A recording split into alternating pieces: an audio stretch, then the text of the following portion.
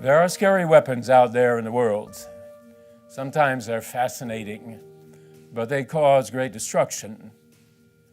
There are weapons out there that can shoot a tank that's sitting underneath the bridge from 200 miles away, and the tank will explode, and the bridge will not be touched.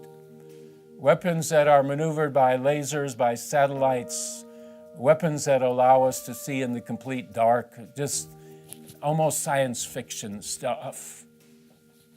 There is a weapon that a Christian has, vitally important in 2019 and beyond. That weapon is supernatural in its origin and in its power. That weapon is prayer. It's at the end of a long list of pieces of armor that we're supposed to put on in Ephesians 6 because we wrestle against invisible powers. And at the very end of this long list of armor that we're supposed to put on, there is one final piece of equipment that is more important than all of it, and that supernatural weapon is called prayer. It's mentioned 3 times in the 18th verse of Ephesians 6. It says pray always, use different types of prayers at different times, but the one imperative is to pray.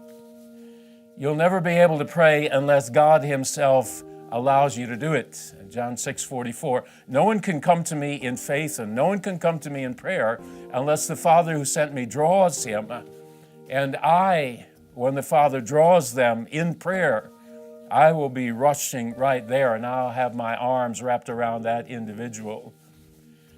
There are times for private conversations, are there not? Sometimes mom and dad have private conversations. They ask the kids to leave the room. We got to talk about stuff. Sometimes a minister, when he's in a hospital room, he asks all the family to leave. He wants to talk privately with this individual in the bed. When you pray to God, God Himself has invited you to do it, or you wouldn't even be thinking about doing it. You'd be too busy or too confused or too wrapped up in your circumstances. And when all of a sudden you start to think, I should pray to God, it's God directing you to do that.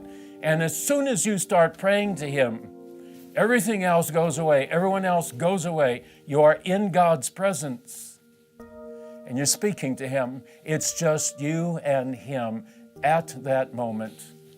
And it can't be a more sacred moment on this earth when it's just you and God conversing in this weapon, in this blessing called prayer. Use it often.